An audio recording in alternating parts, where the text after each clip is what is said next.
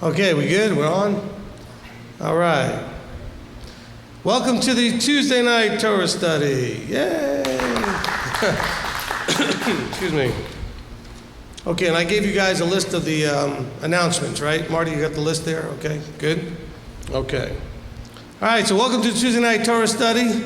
We are continuing our journey through the first 5 books of the scriptures. We're still in the book of Exodus. We're going to be covering chapters 21 through 24. All right, so we're going to cover a couple of chapters tonight. This Torah portion is called Mishpatim, which means right rulings or judgments. Okay, Mishpatim. All right, so the way this is going to work, especially if you're new and you're on live stream, so we're going to go ahead and have a quick prayer time, meaning we're going to see if there's any needs that we need to be praying about within the group here and online. And then we will go through some quick announcements, and then we're going to read the 4 chapters, let's see, 21 through 24. So we got almost 5 chapters there, 21 through 24, 4 full chapters. Okay, so we'll read those 4 full chapters there, and then we'll discuss what we read.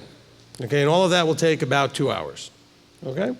All right, so if you got a prayer request or a praise report here locally, Steve will come around with the mic. If you're online, Manny is going to take note of it for those of you that are online. And Kurt's on as well. Okay, good. So Kurt and Manny will be monitoring the online chat room. Manny will be reading your requests over the microphone and also your comments and questions at the end when we get to that part. All right, please, everyone online, be respectful of their authority and leadership in the chat room. Okay, who wants to go first? All right, Sarah Beth. Praise. The last 3 shifts went very, very well. I felt like it was Abba that designed the whole thing, because as everything came and happened on my shift, it was like stepping stones, each one building me up and not overwhelming me. It was just extremely well organized. Too organized for it to have been a factory. So good. I was happy about that, and yeah, just praising Abba. Amen.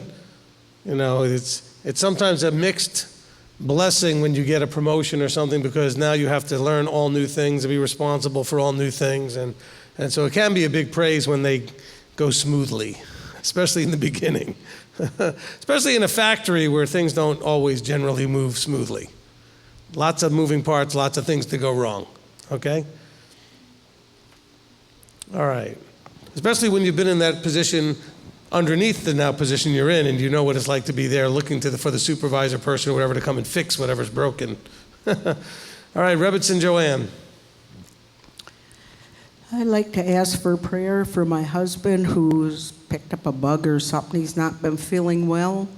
And also for Kelly, who had 2 more stents put in today and will be coming home in 2 days. Okay, we can certainly pray for them. Okay. Anybody else? All right, go ahead and bring it over to Manny.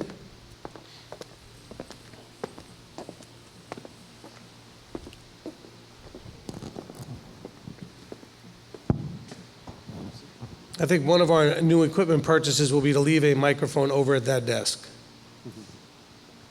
That would be fun. Yes.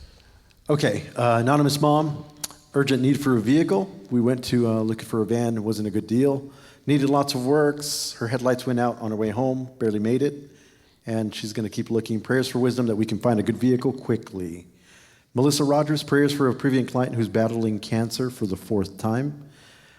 T. Mitchell, which I assume is Rabbi Tom. Shalom, prayers for healing for a bad cold, please. Thank you. Lady Di, prayers for mom with rotator cuff issues that injection will make her comfortable. Shirley, need prayers regarding unforgiveness and bitterness. Olivia and Janet Hoffman, praises to Elohim for answering our prayers. Michelle Perez, prayers that my lung CT scan comes out just as Yah wills it. And for all Marco Polo ladies and ladies and rabbis and Rebbitzins and families and all MTOI extended families that are in need. She got me on that one. Oliver Hersey, prayers for clarity on the correct path for immigrating to the U.S. Thank you. April, prayers please as my mother is declining fast. She is on home hospice. I will most likely be here alone when she passes. Chris Robbins, prayers for those with the coronavirus, and prayers for Chris, who's also battling something as well. Not the coronavirus, but something else. Just so I'm clear. Well, since there are only like 9 cases of it here in the States, we don't have any of them here in Tennessee, so. Amy, shalom, prayers for my mom having neck surgery in the morning to repair collapsed disc. Juliana Bergson. She wasn't saying a prayer request, but I just thought I'd mention her out loud. Just because you wanted to see me do this. Okay. Oh, you know what? She was saying a prayer request. Pass on a prayer request for Raymond, who is having a hernia operation tomorrow morning at 9 a.m. Okay.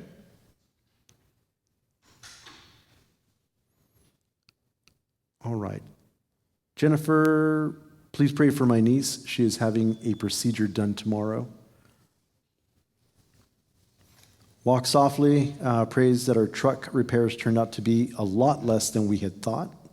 That's always a good thing. And not usual. Yeah, very unusual indeed. Britt Lee, praying for China and all those sick with the flu and coronavirus. Prayers for Africa as well with the locusts. Laura prays for my Aunt Penny, who's recovering very well. Okay, and so far that's about it. And I'd like to pray for my wife, who's for her own sanity. Pray for her parents, who are coming along well, but we're all finding our groove. Prayer for me that I'm able to keep my sanity as well with everything going on. Prayers for everybody who's been calling during this week, and it's only Tuesday, that have had tremendous amounts of problems, issues, panics, and severe character-building moments this week. So that's all I have for now. Okay, I mean, we certainly can pray for all those things and let that be duly noted that Abba did not intend for multiple adults to be living under the same shelter. There's a reason why you leave mother and father, but it's good when you can take care of them and bring them back in, but it can be a challenge, because everybody at some point becomes more and more set in their ways, and that's certainly a challenge. But you guys will find your rhythm, and it's going to be great, But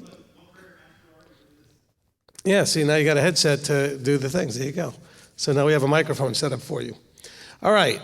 Let me just, of course, add all the people that have, contacted us since Shabbat, and there's been plenty of those, as Manny said, as well as, adding all of the things that came up at the leader meeting. We had a really great leader meeting on Sunday and covered a lot of things, a lot of good things happening in the various affiliated MTOI congregations. And the meeting was very productive. Things are still dangerous, yet relatively stable, considering the state of things in South Africa with the congregations that we work with there. So stable meaning they're stable at the level of bad. And so the level of bad hasn't necessarily gotten a whole lot worse. But it's always on the brink of any moment because of the things that have been discussed and very publicly the rhetoric that's out there can, bring it over the edge at any point. So keep them in prayer. I want to praise Yah and appreciate that Rabbi Tom did a great job last week, and so that was really good.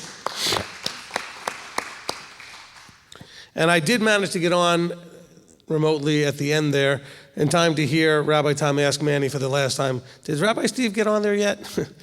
But by that point, Manny had already stood up and walked over to wave goodbye, and it was too late to type anything that anybody would have seen. But anyway, really appreciate Rabbi Tom being able to step up, and he always does a good job. Okay, so let me go through some quick announcements here, and then we'll go ahead and open in prayer after I cover the announcements. We do have a bunch of people on the line. I'm sure some of them may be new, so we do want to welcome our guests who are here for the first time with us. This is an MTOI-sponsored thing we do every week. MTOI is Messianic, Torah Observant Israel. I probably don't mention that often enough when I just say the letters, and maybe people don't always know what that is, but it's years ago, people I don't know if you always get this question. I know a lot of you have gotten the question often, what are you? I mean, are you this? Are you that? Are you Jewish? Are you this? Are you that? Are you Christian? What are you? And so to answer that question, that's where we came up with the name of the organization. We're Messianic. We believe in Messiah. We're Torah Observant, and we're Israel. Okay, so that's where the name came from, MTOI. And so this is, something we do every week. So if you are here for the first time, we do this every week, 8 o'clock Tuesday nights, as well as on Shabbat, every Saturday at 1:15, we stream our live service. The youth groups that you may be having, or if you don't have a youth group, but if you have youth that are interested in something to deal with the Torah portions, we have a group called my voice just went. Called YMTOI, which is Young Messianic Torah Observant Israelites. And we have a website, ymtoi.org. And by the way, the MTOI website, the new one, should be ready here, hopefully even as early as this week. We're hoping to see something that we can then switch over and be able to announce to you that we have a new website. Of course, once we get it switched over, there's some content I want to change over once it switches, but we'll have that hopefully soon. But ymtoi.org, you have a program there called Parsha Pearls, and I believe the new Parsha Pearls will be starting this week. Okay, I think Sunday we'll be putting out the new one for the next week. So not this week, but for the next one, okay? So not this one from Mishpatim, but next Sunday, this coming Sunday, we'll be publishing the first new Parsha Pearl in a while. But the old ones are still there. We have several years of Parsha Pearls, and you're welcome to still use those. It's the Torah portion on a level for children from 5 to whatever. Generally 5 to 18 or 19, but really anybody would benefit from using it. It's a PDF with a discussion of one aspect of the portion. That's why we have new ones that are coming out with a different aspect of the portion from the previous time. Because as we go through the Torah portion, you'll always see that there are at least 2 to 3 major themes happening in a 4 or 5 chapter section of Scripture. So it's easy to pick 1 or 2 of them to discuss, or 1 to discuss each year for a couple of years. And there's usually coloring pages, a craft, a snack, a song. Although we may not be doing a lot of new songs in the future here, that's been a little bit more of a challenge. But there'll be games like fill in the blanks and crossword puzzles and word searches and mazes and all those kind of things, and flashcards with Hebrew words on it that are from the portion. It's a fabulous program. And if you heard the word snack in there, it's also tasty. Because there's usually some sort of snack you can make that's somewhat, fits the theme that the Torah portion was about. Okay, so when we're dealing with the building of the tabernacle and instructions about building the tabernacle, which we're going to get to, you'll find that there'll be a snack where you build a snack that looks like some of the things that are part of the tabernacle, and then they're edible and they're great. And it's just a great learning tool for the children. Okay? And it also goes along in the idea that we want to make this enjoyable for them so that they desire, the Torah. Okay? Okay, so on every Sunday, we probably only have 1 or 2 more classes. I think I can actually wrap up the money mastery thing in just a few classes, because I'm only doing this, think of it more of as a phase 1. There's no reason to get overly into what to do with your money when you have none, or when you're struggling to stop the bleeding so that you can have some. So we're not going to get into retirement planning and investing and all those kind of things. Right now, I want to get you to the point where you actually have enough money to make it through the month, and then hopefully eventually excess money that you can then start doing some things with. Okay? So then at some point we can have another class that goes beyond that, because there's no reason to distract your mind with these other things when you're still trying to get your current situation under control. So we may just need, at the most, 2 more classes to cover the 2 things I want to do that are left. I might be able to do it in 1, we'll see. Okay? And then as soon as we finish with that, we'll start preparing them to publish, and so you guys will be able to have them online. Okay. Rosh Chodesh for Adar, the next new moon, will be on February 25th. That'll also be a Tuesday with a Torah study. And so that's coming up very quickly here. That'll be next Tuesday. So next Tuesday, we'll do a Rosh Chodesh and a Torah study, which means that we'll also be having a meal. So plan to be here and to eat together, and then we'll have the service and the Torah study at 8.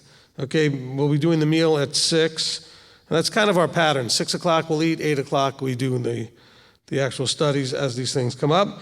Then on March 6th, that'll be our next Erev Shabbat gathering and also meal. Okay, we're not streaming that, but we'll be here again for Erev Shabbat. On the first Fridays of the month, we tend to do these things. Rebbitzin will be back for that. Okay? I expect her back on that Sunday before. So that would be on the 1st. Okay? So she should be back sometime on the 1st. Then on March the 10th, we have another Tuesday night that's going to include special events. It's Purim. Okay, by the way, that's Purim, not Purim. Okay, I know it's hard for people when you see a U and an R, you want to say pure, but it's pur. Okay, Purim. Okay, so Purim or Purim, and the Bible study, the Torah study will be on Tuesday, March 10th. All right, and that's going to be, again, we'll eat at 6, we're going to read the book of Esther, and then we'll have our Torah study at 8 o'clock. And then on March 14th and 15th, I'm going to be in Washington State in both Tacoma and Spokane. I think we'll be in Tacoma on the 14th and Spokane on the 15th.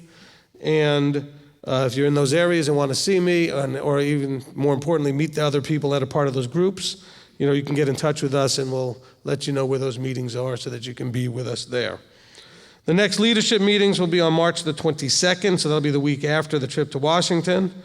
I don't know if I already told anybody the 5th, the weekend before, but I forgot about the trip. So any of the leaders watching, it'll be the week after the trip to Washington State. And then we, of course, have Passover 2020. We're really excited about that. We already are expecting well over 300. We've got over two and change already registered as we get closer. We get paperwork in almost every day for this. It's going to be a great time and a chance for us to really, it's a great place to do the 2 great commandments. You get to demonstrate your love for him and demonstrate your love for each other all in one place. Just like Shabbat, but only for 8 days. Because we're going to be there for a long, for the whole, from the 8th to the 16th, okay, of April. You can reserve a space, you can register online. All of the paperwork, everything you need is right there on the MTOI.org website, on the Passover page.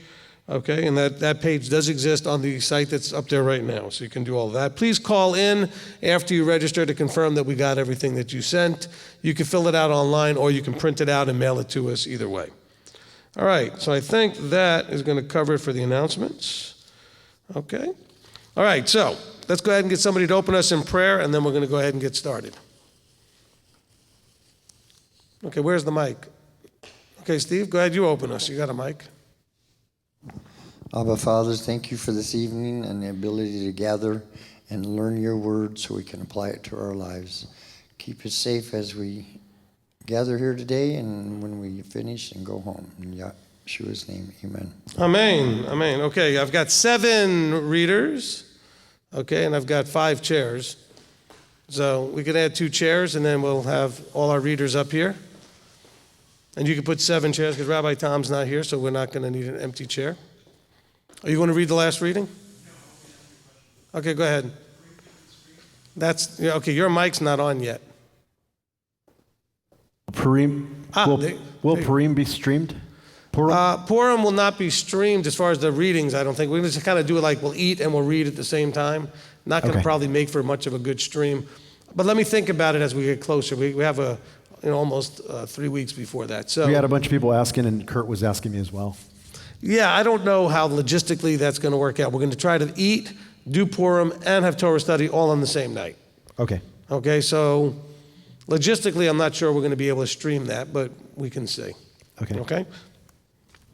All right, so like I said, we got 7 readers. Each one's going to read about 15 or 17 verses or so. Okay? You'll do the last one? Okay, then we'll leave a seat for you. All right, I've got 5 up here. I'll just need 1 more. Rebitz and Joanne, you're coming up? Good, then we'll have everybody. Okay, we have 6 up here plus Manny. All right. And so we're going to be reading Torah portion Mishpatim, which is 21:1, Exodus 21:1 through the end of 24. Okay, so chapters 21, 22, 23, 24. Okay? So, What we're going to do is I'm going to read a blessing over each reader. I'll call you up. I'll read a blessing over each reader. I'll tell you what verses you're reading and where you're starting, where you're finishing. And then after you read, we'll go ahead and thank you and bring up the next reader. We'll go through the whole portions. And then when we're finished, we're going to go through a discussion. We call that a Midrash of the portion. If you are going to be interested in making a comment or a question, I would recommend having something to write with and taking notes on the verse that you may want to ask a question about or comment on. So have something ready to do that. I do this as well. I mean, I do have some notes from previous years, but every year I'm still paying attention and I still write down something new that I feel led to put in there every time we do this, okay?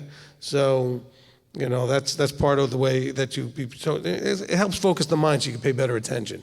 Think about, are you understanding what's going on? And the main thing we're looking for as you're listening to this is, what can I glean out of this that I can apply to my walk and my transformation as I grow into the image of Yeshua?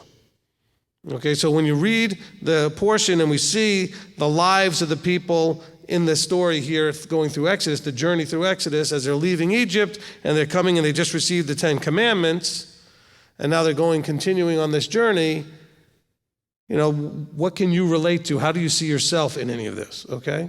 And that's the best part of what we're going to be looking at today. Now, there are other times when we may say, you know, looking for Yeshua and they're looking for whatever. Here we're looking for, this is, as Paul said, examples for you.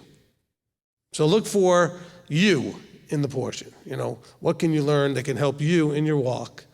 And that would be great. Okay, so let's go ahead and begin. We'll begin with Mr. Steve.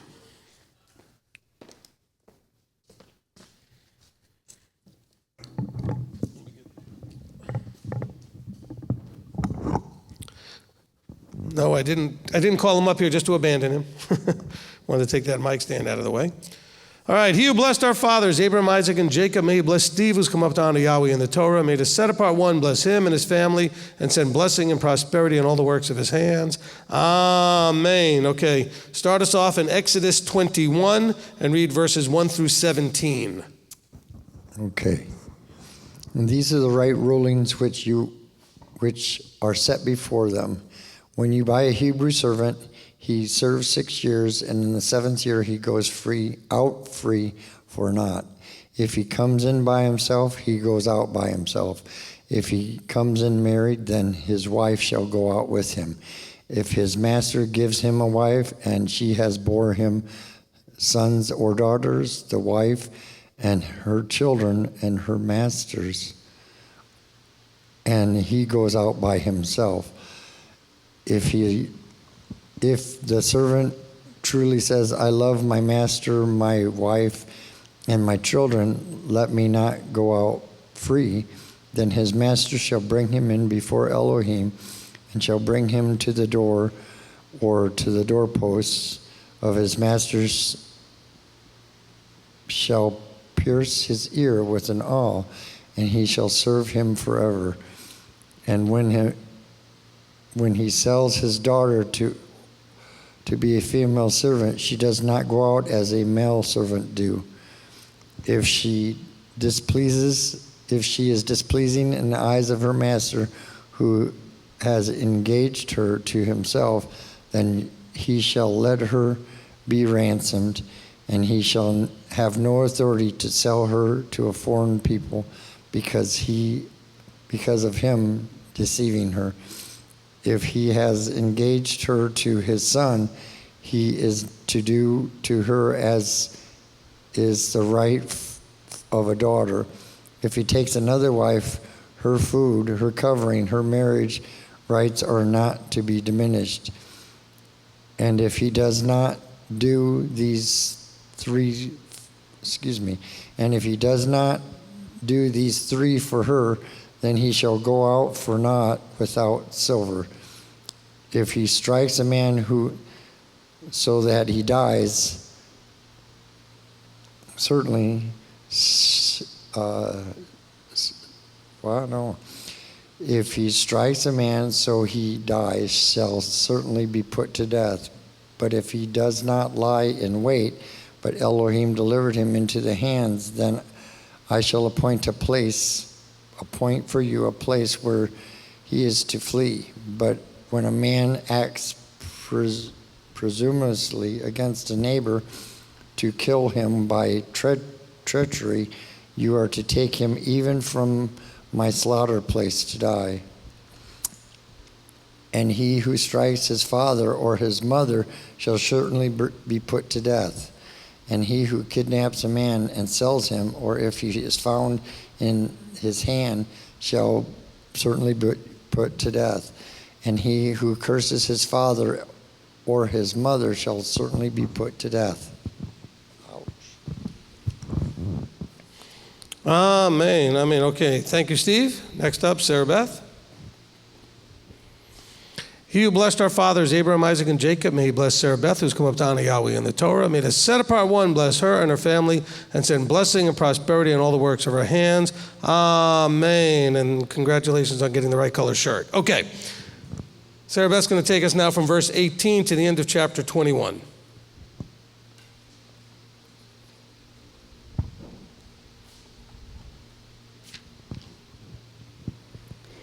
And when men strive together, and one smites the other with a stone or with his fist, and he does not die but is confined to his bed, if he rises again and walks about outside with his staff, then he who smote him shall be innocent. He only pays for the lost time and sees to it that he is completely healed. And when a man smites his male or female servant with a rod, so that he dies under his hand, he shall certainly be punished.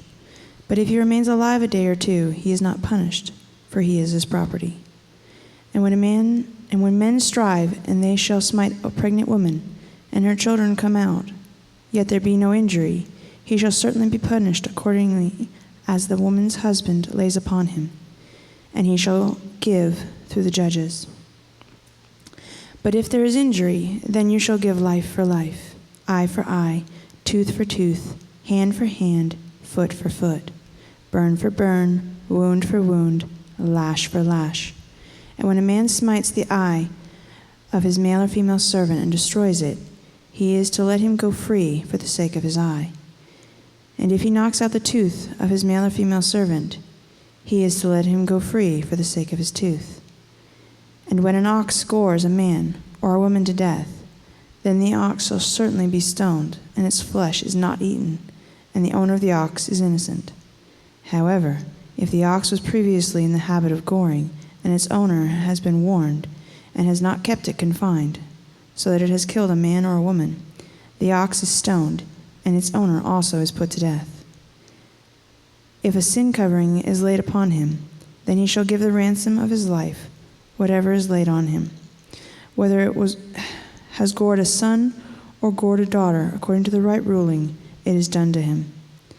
If the ox gores a male or female servant, he is to give to their master 30 shekels of silver, and the ox is stoned. And when a man opens a pit, or if a man dig a pit and does not cover it, and an ox or a donkey falls in it, the owner of the pit is to repay. He is to give silver to their owner, and the dead beast is his. And when the ox of a man smites the ox of his neighbor, and it dies, then they shall sell the live ox and divide the silver from it, and also divide the dead ox. But if it was known that the ox was previously in the habit of goring, and its owner has not kept it confined, he shall certainly repay ox for ox, while the dead beast is his. Amen. Amen. Thank you, Sarah Beth. Okay, next up, Shannon.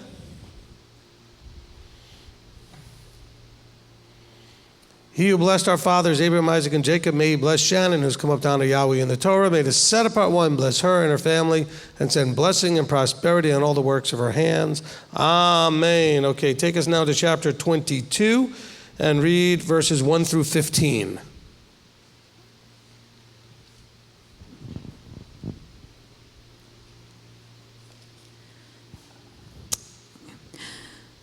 When a man steals an ox or a sheep and shall slaughter it or sell it, he repays 5 cattle for an ox and 4 sheep for a sheep.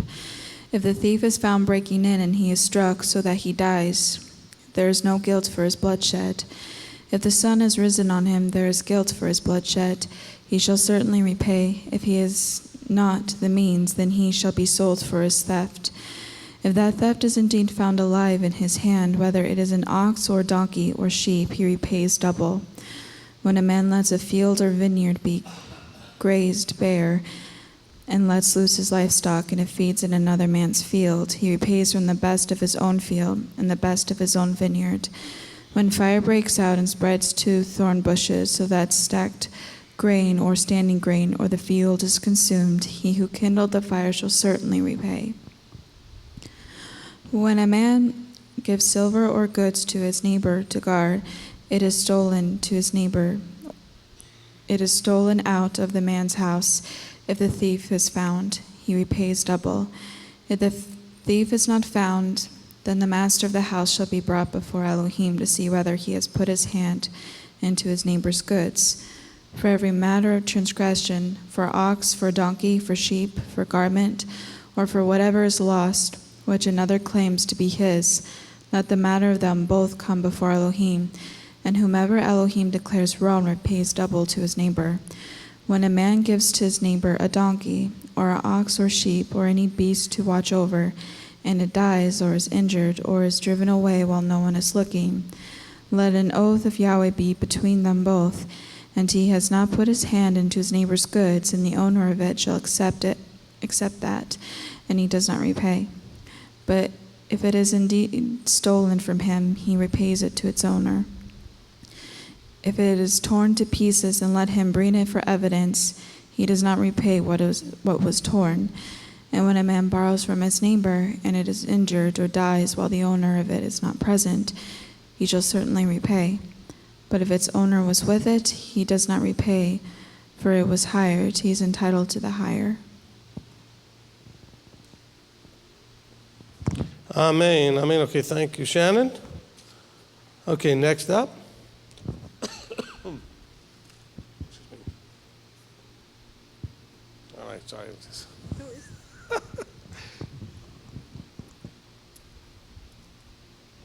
He who blessed our fathers, Abraham, Isaac, and Jacob, may he bless Lynn, who's come up down to Yahweh in the Torah. May the set-apart one bless her and her family and send blessing and prosperity in all the works of her hands. Amen. Okay, Lynn's now going to finish out chapter 22 by taking us from verse 16 to 31. And when a man entices a maiden who is not engaged and lies with her, he shall certainly pay the bride price for her to be his wife. If her father absolutely refuses to give her to him, he pays according to the bride price of maidens. Do not allow a practicer of witchcraft to live. Anyone lying with a beast shall certainly be put to death. He who slaughters to an Elohim, except to Yahweh only, is put under the ban. Do not tread down a sojourner or oppress him, for you were sojourners in the land of Mitzrayim. Do not afflict any widow or fatherless child. If you do afflict them at all, if they cry out to me at all, I shall certainly hear their cry. And my wrath shall burn, and I shall kill you with the sword. Your wives shall be widows, and your children fatherless. If you do lend silver to any of my people, the poor among you, you are not to be like one that lends on interest to them. Do not lay interest on him. If you take your neighbor's garment as a pledge at all, you are to return it to him before the sun goes down. For that is his only covering. It is his garment for his skin. What does he sleep in? And it shall be that when he cries to me, I shall hear, for I show favor. Do not revile an Elohim, nor curse a ruler of your people. Do not delay giving your harvest and your vintage. Give me the firstborn of your sons. Likewise, are you to do with your oxen, with your sheep? It is to be with its mother 7 days. On the 8th day, you give it to me, and you are set apart men to me. And you do not eat any meat which is torn to pieces in the field. You throw it to the dogs.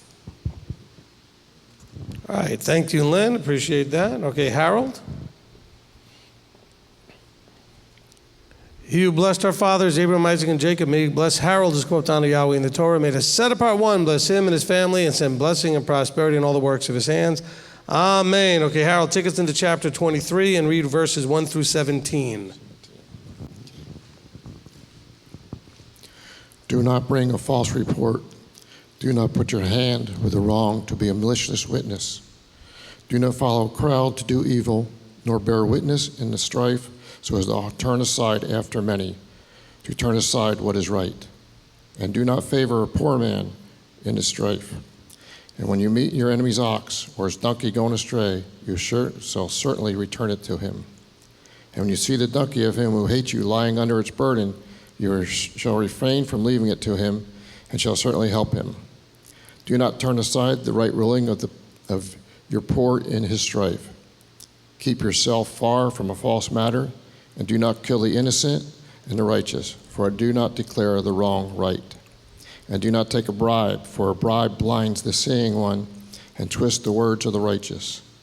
And do not oppress a sojourner, as you yourselves know the heart of a sojourner, because you were sojourners in the land of Mitzrayim. And for 6 years you are to sow your land, and shall gather its increase. But the 7th year you are to let it rest, and shall leave it, and the poor of your people shall eat, and what they leave the beasts of the field eat. Do the same with your vineyard and your olive yard. 6 days you are to do your work, and on the 7th day you rest, in order that your ox and your donkey might rest, and the son of your female servant and the sojourner be refreshed. And all that I have said to you, take heed, and make no mention of the name of other mighty ones, let it not be heard from your mouth. 3 times in a year you are to celebrate a festival to me. Guard the festival of Matzah. 7 days you are to eat unleavened bread, as I commanded you, at the time appointed in the new moon of Abib. For in it you came out of Mitzrayim, and do not appear before me empty-handed. And the festival of the harvest, the first fruits of your labors which you have sown in the field, and the festival of the ingathering, at the outgoing of the year, when you have gathered in the fruit of the labors of your field. 3 times in a year all your males are to appear before the Master Yahweh.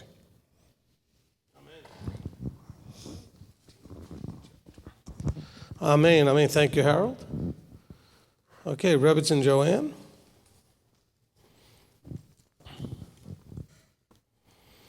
He who blessed our fathers, Abraham, Isaac, and Jacob, may he bless Rebitz and Joanne, who's come up to honor Yahweh in the Torah. May the set apart one bless her and her family and send blessing and prosperity in all the works of her hands. Amen. Okay, you're going to take us now from verse 18 to the end of the chapter, and that'll complete chapter 23.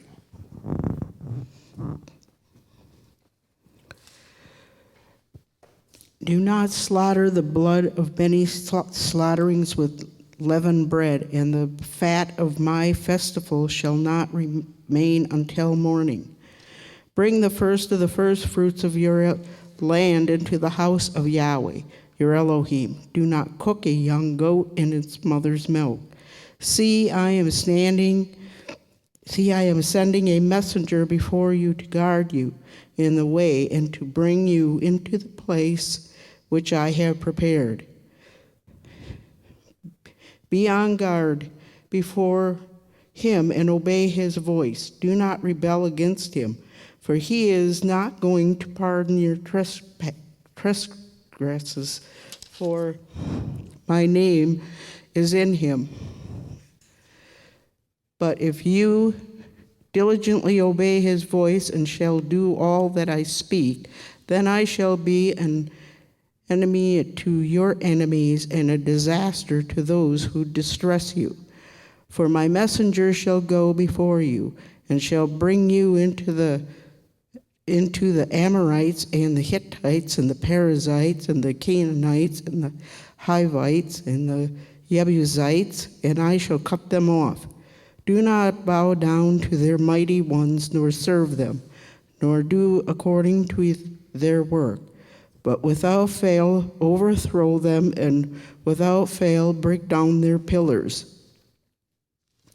And you shall serve Yahweh, your Elohim, and he shall bless your bread and your water, and I shall remove sickness from your midst. None shall miscarry or be barren in your land. I shall fill the number of your days. I shall send my fear before you, and cause confusion among all the people to whom you come, and make all your enemies turn their backs to you. And I shall send hornets before you, which shall drive out the Hittites, the Canaanites, the Hittites from before you. And I shall not drive them out from before you in 1 year, lest the land become a waste, and the beasts of the field become too numerous for you. Little by little I shall drive them out before you, until you have increased, and you inherit the land. And I shall set your border from the Sea of Reeds to the Sea of the Philistines, and from the wilderness of the river, for I shall give the inhabitants of the land into your hand, and you shall drive them out before you. Do not make a covenant with them, nor with their mighty ones. Let them not dwell in the land. Let them not dwell in your land, lest you make you sin against me, when you serve their mighty ones, when it becomes a snare to you. Amen. Amen. Okay, thank you, Rebbe and Joanne. Okay, Manny's going to come up here and read the last reading here. Okay, here he comes. All right. He who blessed our fathers, Abraham, Isaac, and Jacob, may he bless Manny who's come up down to Yahweh in the Torah. May the set apart one bless him and his family and send blessing and prosperity on all the works of his hands. Amen. Okay, Manny's going to take us now and read the entire chapter 24.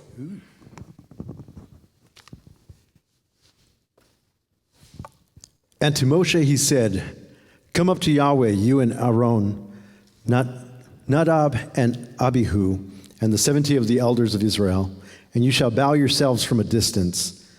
But Moses shall draw near to Yahweh by himself. Let them not draw near, nor let the people go up with him." And Moshe came and related to the people all the words of Yahweh and all the right rulings. And all the people answered with one voice and said, "All the words which Yahweh has spoken, we shall do." And Moshe wrote down all the words of Yahweh and rose up early in the morning and built a slaughter place at the foot of the mountain and 12 standing columns for the 12 tribes of Israel. And he sent young men of the children of Israel, and they offered ascending offerings and slaughtered slaughterings of peace offerings to Yahweh of bulls. And Moshe took half the blood and put in basins, and half the blood he sprinkled on the slaughter place. And he took the book of the covenant and read in the hearing of the people, and they said, "All that Yahweh has spoken, we shall do and obey." And Moshe took the blood and sprinkled it on the people, and he said, "See the blood of the covenant which Yahweh has made with you concerning all these words." And Moshe went up, also Aharon, Nadab, and Abihu, and 70 of the elders of Israel. And they saw Elohim of Israel, and under his feet, like a paved work of sapphire stone, and like the heavens for brightness. Yet he did not stretch out his hand against the chiefs of the children of Israel. And they saw Elohim, and they ate and drank. And Yahweh said to Moshe, "Come up to me on the mountain and be there, while I give you the tablets of stone, and the Torah and the command which I have written to teach them." And Moshe arose with his assistant Yehoshua, and Moshe went up to the mountain of Elohim. And he said to the elders, Wait here for us until we come back to you. And see, Aharon and Hur are with you. Whoever has matters, let him go to them." And Moshe went up to the mountain, and a cloud covered the mountain. And the esteem of Yahweh dwelt on Mount Sinai, and the cloud covered it for 6 days. And on the 7th day he called to Moshe out of the midst of the cloud. And the appearance of the esteem of Yahweh was like a consuming fire on top of the mountain before the eyes of the children of Israel. And Moshe went into the midst of the cloud and went up into the mountain. And it came to be that Moshe was on the mountain 40 days and 40 nights. Amen. Amen. Okay, thank you, Manny. Thank you, all the readers. Give me a second here to reconfigure.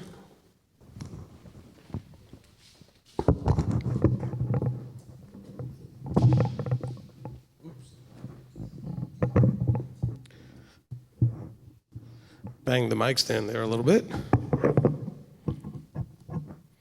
All right.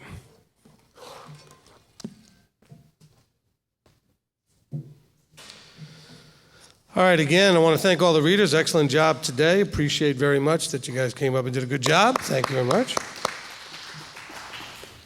The traditional blessing after the Torah readings, Baruch atah Yahweh Eloheinu melech haolam, asher natan lanu torat emet, v'chayei olam natah betochenu. Baruch atah Yahweh noten haTorah. Amen. Blessed are you, Yahweh your Elohim, King of the universe, who has given us a Torah of truth and has planted eternal life in our midst. Blessed are you, Yahweh, giver of the Torah. Amen. Amen. Amen. All right. So for those of you that are maybe latecomers, just a quick reminder. I'm going to blast through the announcements here again. We do the Torah portion like we did tonight every Tuesday night. We have a live stream just like this on Saturdays at 1 o'clock Eastern Time on Shabbat. We really start about 1:15, but the stream starts at 1. We have for those of you locally here, we have the Money Mastery class on Sunday at 5 o'clock. Then we're doing Rosh Chodesh next Tuesday, and we'll do that at 8 o'clock, and then we'll have the Torah study right after the Rosh Chodesh service for Adar. Then we have our Erev Shabbat gathering and meal on March 6th. We're going to do that once a month, so that'll be the March first Friday of the month, Erev Shabbat. March 10th, we'll be doing Purim and Torah study, and that'll be a meal again and the Torah study. We'll be doing a meal also for the Rosh Chodesh on the 25th, next Tuesday. And then on March 15th and 14th and 15th, I'll be in Tacoma and Spokane, Washington. The 22nd will be the next leader meetings, and then Passover is coming up in April. Wow, right to the whole thing. All right. If that was too quick, just run back to the beginning of the Torah study and replay the beginning when I went through it much slower. Okay. Mishpatim, right rulings and judgments. All right, Steve's going to come up and grab a mic so we can have comments and questions. Oh, he has the mic. Okay, so the theme here, so I'm just going to kind of preemptively strike a little bit. The theme here is right rulings and judgments is the actual word for it, but the theme actually goes along with that. Sometimes the name of the Torah portion really is not connected to the Torah portion, like Chaya Sarah is the life of Sarah, but Sarah's dying in that actually one. But this time it actually is about right rulings and judgments. You got to understand, at least we should appreciate that this is a huge group of people that were slaves 5 minutes ago. And now they're citizens of a nation. See, they weren't citizens before. And as slaves, the legal system didn't treat them like citizens. The legal system didn't afford them anything. They were slaves. They were just something that was owned that they could deal with, kill, destroy, use up, or abuse, or whatever. I mean, they were just, nothing. And so here they are now to be a people, a nation. And so the Creator is telling them, and now that you are going to be a nation, citizens of a nation, I'm going to instruct you on justice and on equity. And that's what we start seeing in some of these, we saw it at the Ten Commandments, we saw that in chapter 19 into chapter 20, and then a little bit towards the end of chapter 20, it began to really get into more detail, and here we are now in 21, we're starting to get a lot more detail, and we're going to continue to get a ton of detail all the way through to the end of Leviticus. In Deuteronomy, we're going to get some a little bit as well, but Deuteronomy is more of an overview of everything that happened in the first 4 books, okay? And so recognize that you have to get back into the mindset of these people. These people were slaves. They're now free. But they have, in their life, they were never citizens of anything. They don't understand necessarily what it's like to genuinely have citizenship. They know how they were treated, and he wants to say, look, you don't get to treat others like you were treated. You can't just kill somebody and have nothing as a penalty. You can't just take somebody's stuff and be no penalty. there's going to be justice. And so Yahweh is starting to show them and explain to them, now you as a people are going to have right rulings and judgments so that you understand how to live in a system that is structured with justice and equity and fairness and righteousness for all involved. Okay? So just keep that in mind. I mean, that's like a key point here is the transition from slave to citizen and understanding that transition. Okay, so if you have comments or questions and you want to raise your hand, Steve's got a mic to bring it around. If you're on live stream, Manny will go ahead and write it down so he can read it when he gets a chance to have the mic. Okay, we're going to begin with Mr. Craig. Yes, I think in chapter 21, would it be safe to say that kind of the punishments, at least, that are listed here are for the adults of Israel? We don't really see like a juvenile, but it would seem like, because most of this, I mean, kind of goes hand in hand with the majority of like our laws in the country, but like we don't have the same kind of justice for a child offender as an adult offender. Would most of these be for an adult? Yes. Okay, so when we're talking about, it's an excellent question, okay? And probably, I'm thinking, the only time I've ever heard the question. I mean, you would think that question would have come up more because that's a really good question. I don't think anybody's ever asked me that question before, but it's a good question, you know? And that question does bring up the need for Deuteronomy 17, okay? Yahweh gives some instruction here, but then how do we apply that instruction? Especially when it's between blood and blood, plea and plea, then you go to the judges. And now, as far as the juvenile thing, look, when he talks about the men of Israel, he's talking about those, we'll see later when he does. The census 20 and older. Children aren't counted. They're not numbered with the men. That's not considered the age of majority. And the women aren't counted either, although in here he specifically says, if a woman does these things, this is how you handle it if it's a woman doing it, okay? So there are some places where that is mentioned. But rather than give us volumes of law books, like you'd see in any lawyer's office, because of all the different statutes and laws and other right rulings that any nation might have, he's allowing for the judges to use judgment. And remember, the precedent here, or the framework here, would be, in so many of the verses, did the person have an awareness that they should have known better? Okay? And so you may have a youth who's not quite 20, who certainly might not have known any better, and another one who certainly would have known better, had been warned, and something came up. So there's ways to apply these laws to juveniles as well, but it's requiring the judgment of a judge to say, okay, with witness and everything else, was there something here that was preventable because somebody should have known better? And that's really a part of our, or should be, considered a part of our juvenile thing. It's not so much their age, it's whether or not they're responsible enough to be aware of right and wrong enough in what they do. And that's really kind of the juvenile system. Okay, they're not just getting a free pass because they're below a certain age threshold. It's society believes generally that people below a certain age are not mature enough or aware enough and responsible enough to make, or I shouldn't say to make decisions, but to understand the ramifications of decisions, of bad choices, the ramifications of stealing somebody's stuff or harming somebody or killing somebody. And they expect that by a certain age you would have that. That's not always the case, though. We have some people that are over 20 that still don't have any connection with that, because just because their chronological age is over 20, they might psychologically or emotionally not even be anywhere close, okay? Which again requires a court system to use judgment. But it's a great question, okay?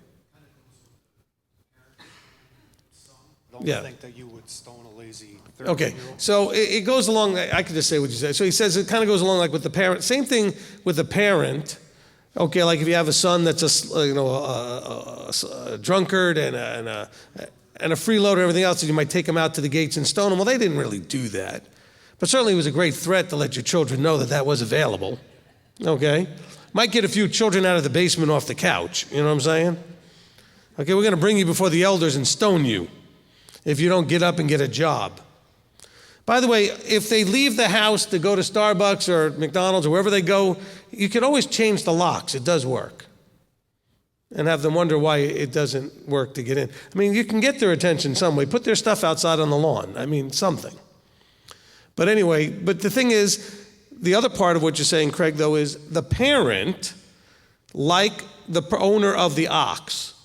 If the owner of the ox knew that the ox had a history of goring, even though it maybe hadn't killed anybody yet, the owner's held responsible. The parent, if the parent knew the child had a habit of doing something, I'm sure the parent would then be held responsible. Okay? So that's another piece of that as well. So good.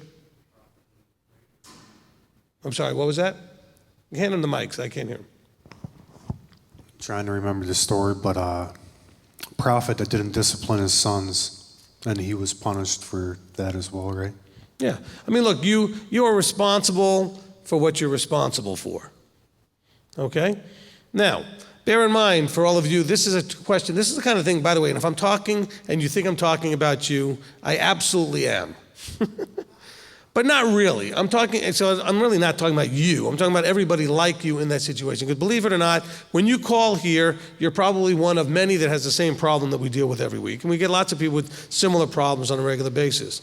What you need to remember and recognize is that once your child is an adult, you have only a very limited responsibility for them. Okay, now we have a lot of parents out there that are greatly challenged by their adult children. I'm talking about children that are already like 40, 50, adult children, 30, 40, 50, not like 20, 21, 22, where they still feel all this responsibility. I'm not saying you shouldn't help them, but recognize that you may not be helping them as much as you think. You may be codependenting or enabling or some other thing. You might want to get some counsel because that person is now supposed to be responsible for themselves.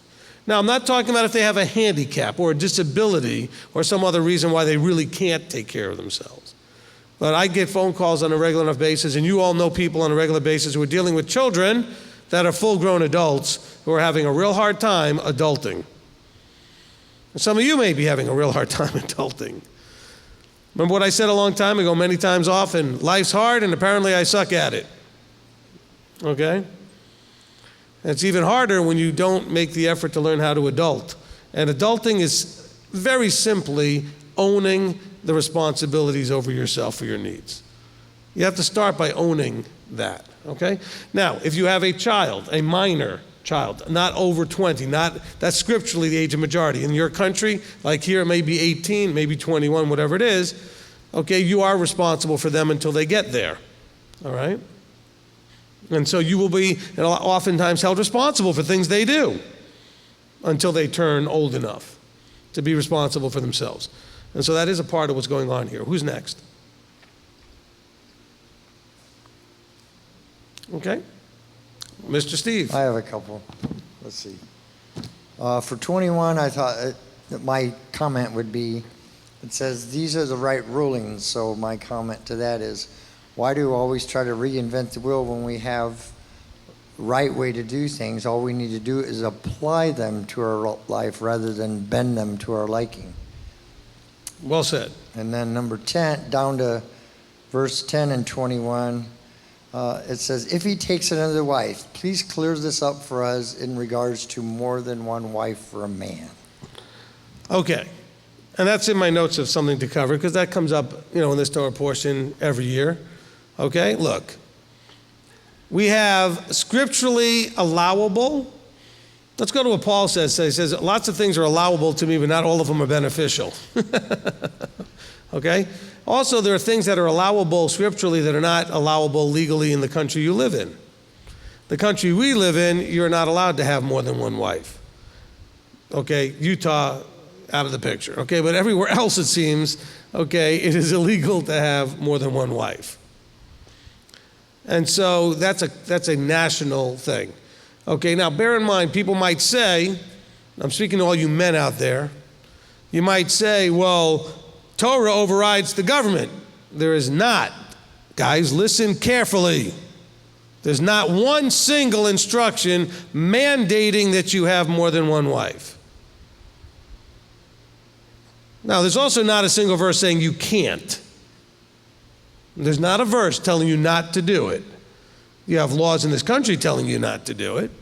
You've got lots of evidence of people having such a wonderful time having done it that you might want to learn the lesson from them because it doesn't tend to go well. And that's not by the way, that's not a negative on the wives either. It's just too many adults under one roof. It's hard. Listen, if you're married, I don't know why you'd want a second wife or husband, whatever. I'm saying, why would you want more than one? Okay? I mean, it's hard enough to deal with the one. And I'll take it both directions because I don't want to just pick on the ladies. Okay, I've got a wife. I love my wife. I don't want two. And that's not a reflection on her. Because I've learned in 21 years of marriage the amount of attention and interaction that a proper spousal relationship needs. And if you start splitting that up, you're never going to get there. It's hard enough to do it for one. And I'm not saying my wife's needy. She's very not needy, okay? But I'm just saying is to have a relationship do well, same thing with your children, right? You know, you need to give them attention. You start having 5 or 6 of them, it starts really being a little harder to give each one an appropriate amount of needed attention. That's not to say you shouldn't have 5 or 6 of them. I'm saying it just becomes harder, all right? And so why would you want to do that to yourself on purpose? So bear in mind, Scripture absolutely 100% shows you examples of people that had more than one wife, and there's not a single verse telling you that it's against Torah to have that situation. However, let me throw a few more things out there. This verse makes sure to tell you that your first wife has her rights protected. Okay, you cannot get a second one and diminish the first one's rights. Okay, that's what verse 10 tells us. If you take another, her food, her covering, her marriage rights are not to be diminished. You can't all of a sudden get all excited about the new one and start neglecting and ignoring the first one. So that's not the reason you get the second one, is because you're kind of tired of the first one. Now let's get to another scriptural point on this. In every case that you read about the details of, there's lots of cases, not lots, there's a few where we know that there was more than one and we don't know how it came about. We just happen to know that somebody is a second wife or something like that. But in the cases where you see Sarah with Abraham, you see this with Jacob, with Rachel and Leah, and then they're offering their maidservants to him as wife. Okay? In none of these cases did the man pursue the multiple wife situation. Abraham did not have any interest in this. Jacob was tricked into the first multiple wife situation, and then the wives forced him into or talked him into adding more. You know, Zilpah and Bilhah. Okay? And so this is for all you guys out there. You need to just knock it off, because you cannot be pressuring your wife into getting a second one. It needs to be her idea, at least what I can see in Scripture. You want a right ruling, Deuteronomy 17? I would say even if it was legal in this country and if we had a true body with a judicial system that can make those judgments, I would first look at the wife and say, is this your idea? If she said no, then that's it. Now, by the way, I don't think there's too many wives that we read about in Scripture that didn't regret the decision. Sarah certainly did. She did not love the whole deal that she had with Hagar. Okay? That did not go well. And we certainly see that this happens with Jacob and all of his wives. We did not have shalom in that home. Okay? This was designed to be shalom in the home with one of each, a husband and a wife, and that's it. It's allowable to go more. It seems ill-advised when you read Scripture. But again, if we're going to do this according to Scripture, all the examples that we see, because I'm not going to argue with you that we see examples of multiple wives. It's there. But all the examples that we see, how it came about, the ladies, guys, pay attention, the ladies initiated it. It was their desire, their idea. The guys were not a part of that. They were almost forced into it. The ladies talked them into it, convinced them to do it. They said this was not the man's idea. So guys, you got to knock that off, all right? This is an important question. It is not as prevalent right now in some of the circles. It kind of goes in cycles. I mean, this was a huge thing about 7, 8 years ago, and then it'll be a huge thing again in a couple of years as these things tend to cycle. Just like calendars get big and then they diminish in importance, and then other things get big and they diminish. I mean, it's like a cyclical thing within the body. It's kind of weird. But it does. It tends to, if you've done this long enough, you've seen it cycle 2 or 3 or 4 times over a 20, 30-year period. But when it comes up, I'm telling you, I've witnessed this. I've been with groups that obsess on this. It's always the guy. It is not the ladies pushing the issue, ever. You want to settle the issue? If you're married, ask your wife, hey, do you ever have any thoughts about having a second one? And she says no, never talk about it again. Game over. Okay? You shouldn't even be initiating the conversation, quite frankly. Okay? If you want my opinion, you shouldn't even be initiating the conversation. She has to bring it up. Now, bear in mind, I can see, let me be clear, I can see how biblically and societally there may be a situation that could come up where you might have the thought to do this. Okay, because in the way the inheritances worked and having a child, a son, you could see where Rachel was trying to do these things, or where Leah wanted more sons to try to finally impress her husband who really wanted Rachel and all of those things. And by the way, that first wife, second wife thing was a little different with Jacob, with Rachel and Leah to a certain degree because he was tricked. Okay, it wasn't his choice to go and get a second one. And I think he tried, though, to treat them both well. But now that being said, that doesn't mean the women didn't feel insecure for their positions, etc. Especially when they know who he preferred. He really wanted, Rachel and not Leah. But imagine, ladies, if you had a friend, okay, who was getting, to be into their, like maybe late 30s into their 40s and single and didn't look like they were ever going to get married, and you had compassion on them and you knew they weren't necessarily going to have a protection and the covering that a husband should provide. A lot of you ladies are saying, yeah, I wish my husband would provide and protect. Look, that's another problem. Okay, we do have guys that are not doing a great job with that. I know I'm in trouble with everybody right now. Equal opportunity. I'm really banging the guys today. But, I can see where a lady might say, to her husband, hey, listen, can we bring my friend in? Can we cover her? Can we provide her with something she's never otherwise going to have? That could happen, I suppose. I know one situation personally where a man had 2 wives, but they were all in their 70s, and it was so he could take care of 2 older ladies. It wasn't about sex. It wasn't about any of the stuff that younger guys are thinking of. I'm going to trade in my 50 for a 25, Okay? Guys, you're 50, you ain't keeping up with the 25 anyway. Relax. I mean, just get yourself a reality checkup. Hey, I know you're all like thinking, I can't believe you said that. I just speak the truth. Well, I'll show you, Rabbi, I can keep up. No, whatever. Okay? But the bottom line is, okay, there could be a situation, but the lady has to see it. And she might do it out of compassion for the other lady or something. And then the man has to agree. And by the way, he didn't pick her, so he may not be attracted to her. He may not have, but it's the lady that's asking him to provide what a husband can provide. It's not like he looked around and said, I kind of like her. I think I'd like her in addition to what I've already got. That's not the way it works in the scripture. And besides which, you bring in somebody like that, you're going to destroy any possibility of shalom in your home. Because the wife number 1 is not going to be, emotionally immune to the jealousies and insecurities that might cause if you start showing all that attention to wife number 2. And that's not picking on the ladies. Those are appropriate emotions for the ladies to have. I've done a lot of study because of counseling that I do. And the counseling I do, I can promise you guys, the one thing that will make your wife happier than any other thing is she needs to know, other than Yah, she's number 1 in your life.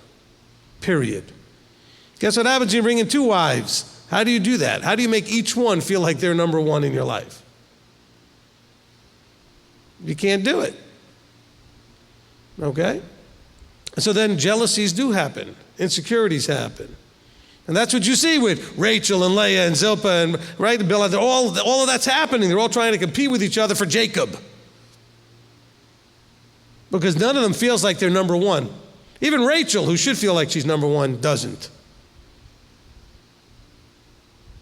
Because she feels like, well, but he's not going to be happy till I give him a son, till I give him a child.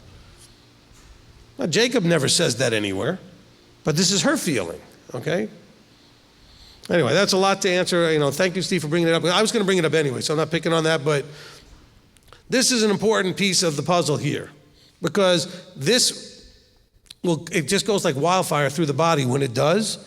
And next thing you know, lots of marriages are on all kinds of chaos and confusion, and lots of guys out there, wanting to do these things and insisting that the ladies, this is Torah, we need to do this. That is not true. Okay? That is not true. You do not need ever to do this. Just because it's allowable doesn't mean it's necessary. There's lots of stuff in Torah that's allowable that you never need to do necessarily. Okay? But it's allowed. There's no Torah instruction telling you to or not to do this. So it's one of those things that it's there, but you need to use wisdom in what you do. And I think wisdom dictates you don't. Okay? Wisdom should dictate that you don't. Okay, next question or comment. All right. 21:15, striking a mother and father. I think that the children have not been taught respect to their parents, and maybe that would be nice if we could bring that back into action. That would certainly be the case. There's a hard time with children having respect for parents. Actually, I'm not going to say that. It's an example of the fact that everybody has a lack of respect for any authority. So it's not just that. I'm not taking it away saying I'm going to take on. I don't want to just say children have a problem showing respect to parents. Everybody has a problem showing respect to any authority, and everybody's just watching and observing that and imitating and learning that. Okay? Your children watch you. Are you showing respect to any authorities, or how are they watching you? Mama, if you are disrespecting daddy, the children are going to disrespect you and daddy. Okay? Same thing with daddy. If you're disrespecting mama, then you're going to find that, especially if you have boys, they're going to treat women badly because they're going to watch how you treat women. I mean, we're being imitated. This is where generational cursing comes from. It doesn't come from voodoo or some sort of curse that was spoken over you. It comes from imitating the foolishness of the generation before. You see it done and you imitate it.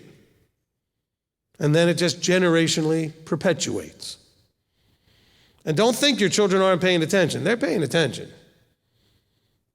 Except when they have their headsets on and they're looking at a screen. Then they don't hear anything. They're digitally deaf. I know what that looks like. I've got 2 children. I've seen them digitally deaf. Okay? Used to be with us when we're sitting in front of a TV. That was kind of hard enough for our parents. Now they can carry it around with them. And they don't even need to have a headset on, and they're just looking at their phone and they're just not hearing a thing. They're just totally zoned into something. But they're paying attention, okay? Much more than you think, even when they don't look like they're paying attention. And they will imitate you, I promise. And you should know this, because otherwise you wouldn't have a phrase like, well, I can see here that the apple doesn't fall far from the tree, and they're talking about your kid acting in some way just like you, or they're talking about you acting in some way just like one of your parents. You've all heard that, either about you or about your kid or about somebody else, and you said, or you've even said it when you see somebody, you see their parent, you say, oh yeah, they're just like mama, or you're just like your dad. And it may not always be a good thing to have that comparison. Okay? And so Steve's right. We have a problem. But we also have this problem for another reason, because we don't have a system to implement discipline. We can't threaten that if you're a slacker, ill-behaved, obstinate, whatever child, that you're going to take them out and stone them at the gate. All right? We don't have the ability. You can't discipline your children anymore. And I'm not advocating anybody hitting their kid. But I can promise you, back in the day, if your kid was in the bed, if you go back to, say, the 50s, into the 60s, and that kid was still in the bed and not getting up to go do something, that dad would come in there and grab that kid by anything that he can grab, pick him up and throw him towards the door and say, you get out there and do something. We know that was happening back then. Now we coddle them and we just feel bad for them, and then we're afraid they're going to beat us up. And we're afraid of those children, who are sleeping on the couch and playing video games and just laying sideways in life doing nothing. And we've caused part of that problem in the welfare state that we caused here. There wasn't a welfare thing until, FDR brought it in, okay? And that whole mindset of, now that's not to say there isn't a segment of society because even in the ministry, we know there's a third tithe to take care of those that are in need, that are poor, that are, disabled, that are widowed, that are orphaned, etc. And we should be doing that. But we've expanded that to where almost anybody can claim that kind of a need and lay sideways at the public trough and just do nothing. And that's a problem. And so then there's no respect. They don't respect the system. They don't respect each other. And here's the worst part. They don't respect themselves. They've completely lost respect for themselves. That is probably the most damaging and insidious part of the whole thing, is that you have a bunch of people growing up with absolutely no self-respect. Because if you had some self-respect, you'd get up and do something. You'd take care of yourself. And that's why it's important with your children, have them learn how to cook and do their own laundry and other things as early as you can. It builds a certain amount of self-respect, self-reliance, recognizing that they need to take care of themselves to some degree. I'm very glad that my mother, she had her own reasons. She was tired of me nagging her that I needed, socks or something that weren't clean. She said, "Here, come with me." Showed me the laundry machine, showed me how to use it. I was 11, and that was the last laundry she ever did for me. Okay? But I'm so glad that happened, because I was always able to take care of my own stuff. And if I didn't have it, I had nobody to blame but me. I had to go get it done. I learned to be aware of my own needs. So help your children. We have so coddled and enabled and whatever, because, whatever. When I say whatever, there's so many reasons. You can come up with your own excuses. All right? But if you were allowed to walk over and grab a child by the scruff of the neck and pick them up and say, "You get up out of that bed and you go do something." All right? And then they might just wake up and do something. But if there's no ramifications, what does Yahweh tell them? "If you don't listen to me, I'm going to bring the curses upon you." He says, if you still don't listen, I'm going to bring 7 times more of those curses.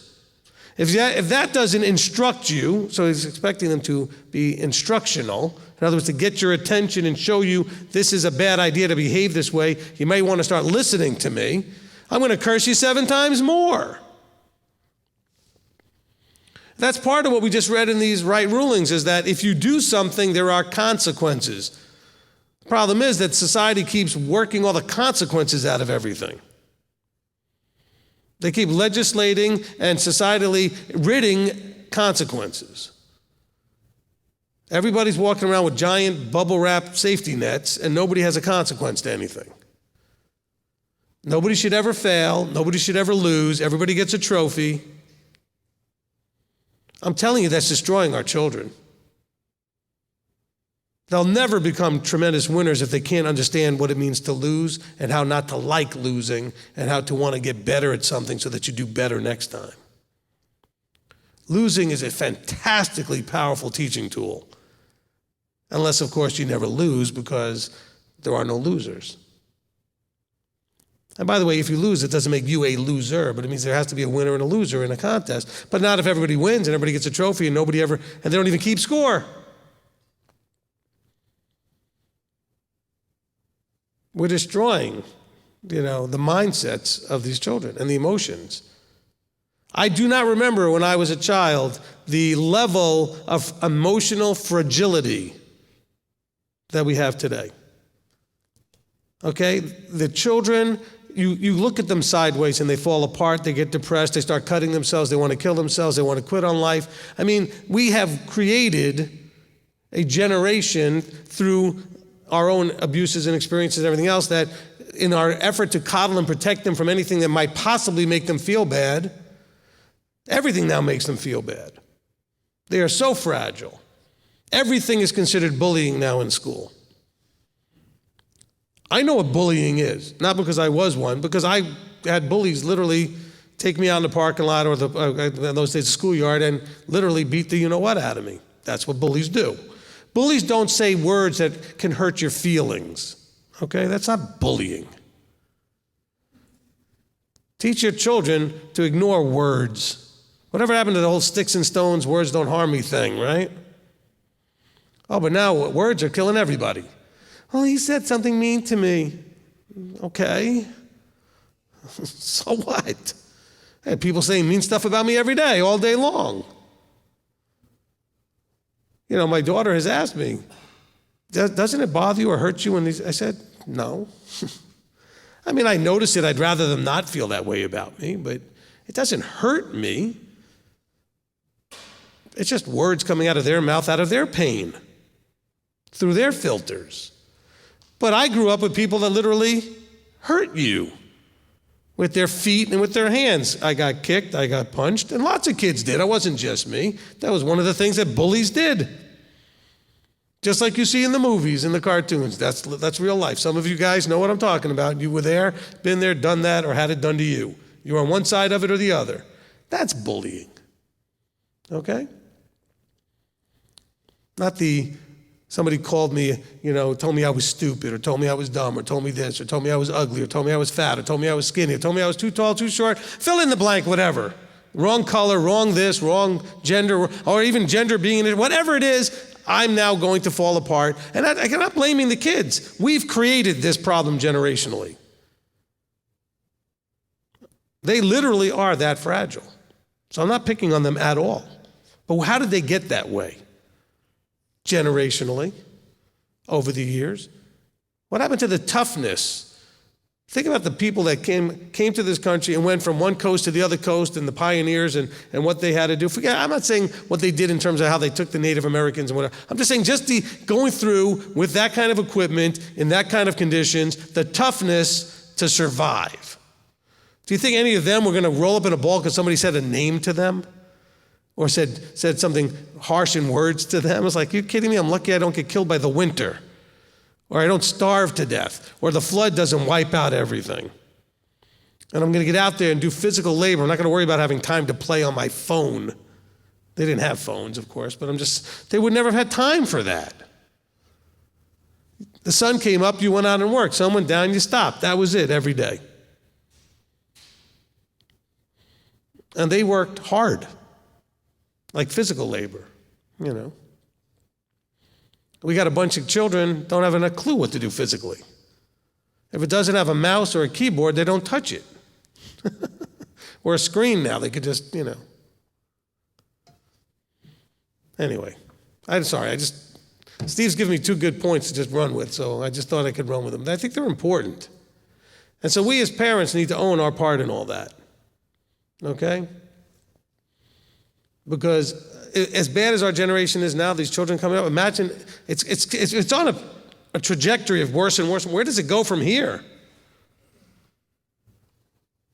I mean, how much worse? I mean, where can it possibly go? Okay, next question. I have Do you one have your hand more. up? I have one more, but we'll. All right, give it to Sarah Beth. I thank you to you on that note, just a comment. Just all the noise from society and churches and everywhere I went, it was always very difficult to read the parts that are like female servant and male servant, and this is for the male, but this is for the female.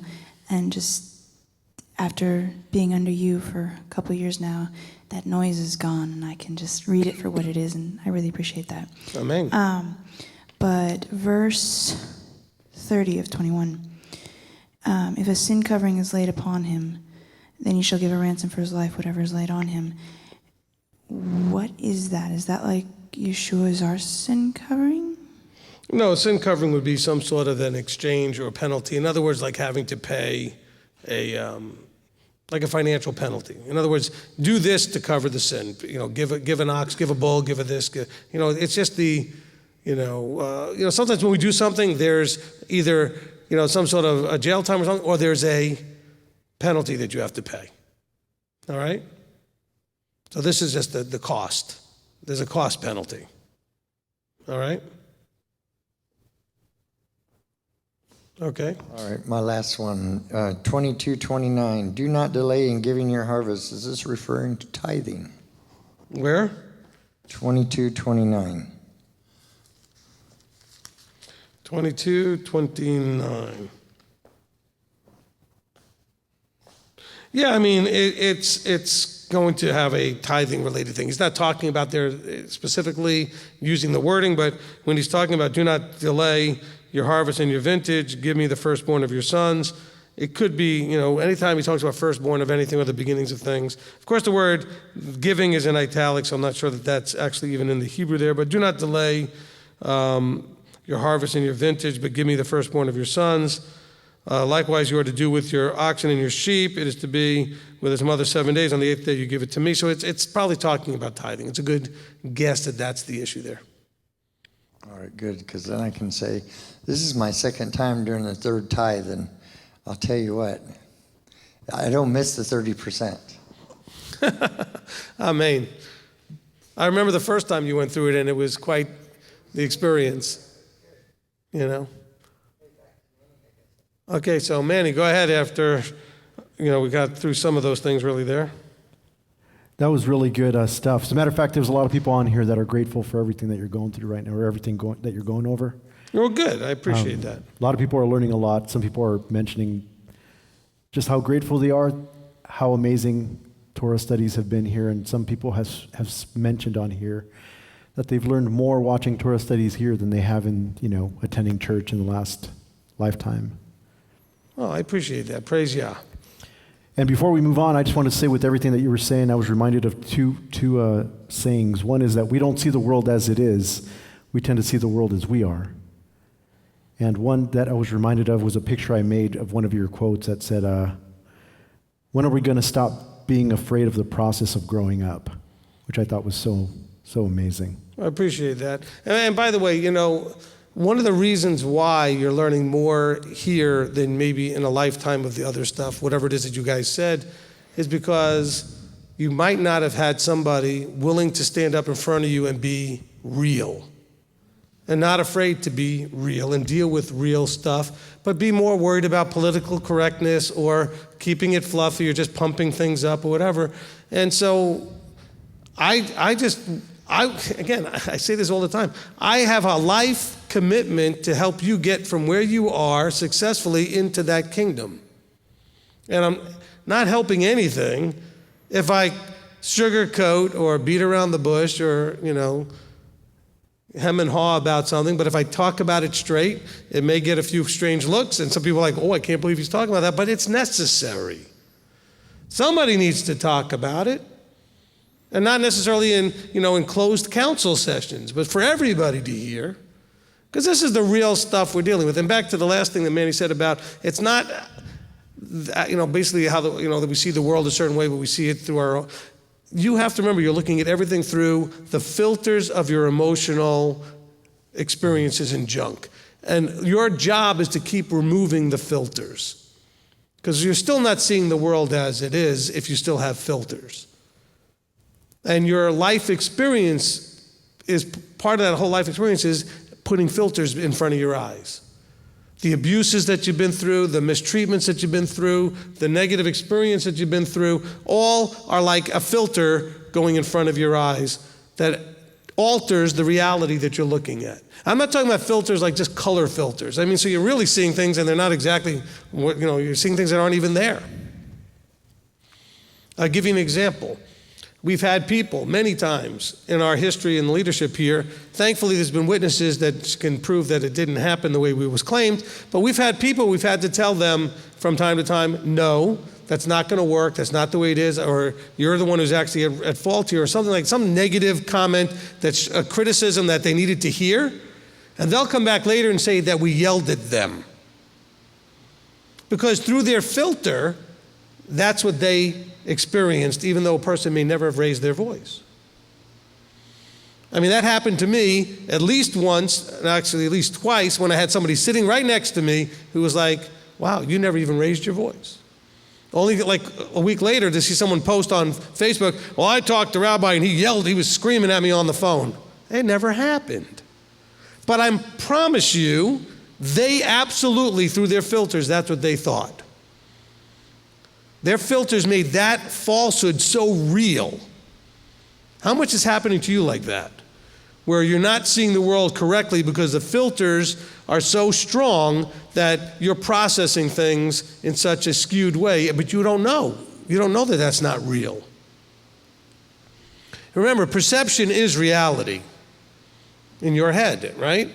How you perceive it in your mind, that's reality. That doesn't mean it really is reality, but that's your reality, how you perceive it. But your perception is all coming through a filter, okay? Just like the thing on your car that says objects may be closer than they appear, right? So be careful that this filter, the way the mirror is, may actually misrepresent the distance that something is. You've got a bunch of these filters that you're experiencing life through. And so you have to really always wonder, especially if you know that you've had really traumatic experiences, and that trauma will cause filters that are much more distorting of reality. I think that's the best way I can put it. The stronger your negative emotional experience, the stronger the distortion that filter will cause. So I want you to really think about that, because some of you had some really bad traumas. And that trauma is still causing you harm because it's causing you to filter and not see things clearly. Okay? So when I say it, I just don't want you to think of like a colorful lens, and so it makes it a little more blue and gray instead of sunny and bright. Or whatever. Well, that's kind of true too, but I'm talking about real distortions. Like where stuff is, in your mind, something got said that never got said. Because you took what was said and you interpreted it in a way that was maybe what you thought the person meant, and then now in your mind they said it even though they didn't say it. Your mind will fill in all blanks based on your filters. If your filters are really negative and strong, you're going to add the worst possible, filtering to whatever the person said, and you're going to make all kinds of wrong conclusions. So be careful with that. Okay, Manny, go ahead. Okay, back to the regularly scheduled program. And there's no extra charge for the group therapy. Okay, Lady Di, Exodus 21:6. What's the significance of piercing the ear with an awl, branding or bonding? Okay, so I actually have that verse noted here in my notes. You have the ear, you have the blood, you have the doorpost. Okay? I don't know that I have a real good answer for that. I've read things over the years and all kinds of speculation. There's nothing in Scripture that makes it very clearly and specifically, defined. Okay, but you do have the idea of blood on doorposts, or doing things at the tent of meeting, of the shedding of blood. The altar by the tent of meeting. It's a shedding of blood is a commitment of your life. Okay, there's a person who's now committing to be a slave or a servant for life. And so they're going to have the awl, and they're going to put the blood and the awl through the ear into the doorpost. And so there are connections there. Otherwise we're just guessing with it. But that is an interesting thing that is in the verse. There's also places where you'll put the blood on the ear and the thumb and the right toe, and there's all kinds of things they did with priests and other things. There's lots of weird and interesting things, with thumbs and toes and ears, and now we had the doorpost in as well, but okay? Okay, Olivia and Janet Hoffman, chapter 21, verse 9. Seems like daughter-in-laws were treated like daughters regardless if they were free or slaves. Nowadays, should we treat our in-laws as if they are actual blood-related family?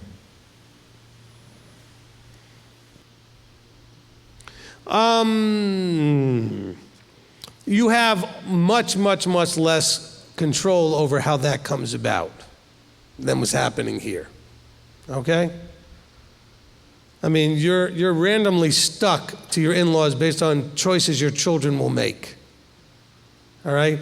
Here we're talking about a man who receives the daughter of this girl as a part of him now being responsible for her, and he can now give her to his son. and then he's to treat her with the full rights of a daughter. But he's had a lot more to do with her coming into the family, as opposed to in-laws in general, where you're stuck. And when I say you're stuck, I mean I've talked to a bunch of people that at times have had wonderful in-laws, and other times had in-laws that are like a nightmare because their children had just been, married into families that were just not very cohesively congruent with their family, and they're just at odds in the way they saw everything or whatever it was. So no, I wouldn't read into this that this is now requiring a certain thing with all in-laws. Remember, this is for the body or the nation that's covenanted in that covenant. And you are often going to find in-laws that are not in covenant and that are not going to be in that place. So it's not an all-encompassing concept here for just to be used in general. It's used for very specific situations. Okay. Okay. Anonymous would like to know chapter 21, verse 23 through 25. How should we approach these laws in today's world? We should all be eyeless, toothless, and be missing a hand or a foot. Okay, look, all it's talking about here, well, first of all, let me answer the question. You don't get to do anything with this today, okay? All law, okay, needs to be under certain things. It has to have a jurisdiction. It needs to have a cohesive group of people that it applies to. It has to have a court system. See, none of that stuff exists today for you and what you're reading in the book. They had all of this. Okay, so you don't get to do anything with this. But now let's talk about what it's actually talking about. It's talking about a proportional and appropriate balance of the ramifications of your choices. Okay? If someone were to lose an eye, it might be different than if they lose a finger. And so he's trying to say there is something that is sort of a balance. If you did something to harm someone in a certain way, it should cost you, knowing that you've now given them some sort of permanent harm. They've lost a foot, they've lost a hand, okay, they've lost an eye. All right? Not that they literally ever, if you took out someone's eye, would not take out yours. Okay, that's not what this verse is talking about. Everything in here is about equity and justice.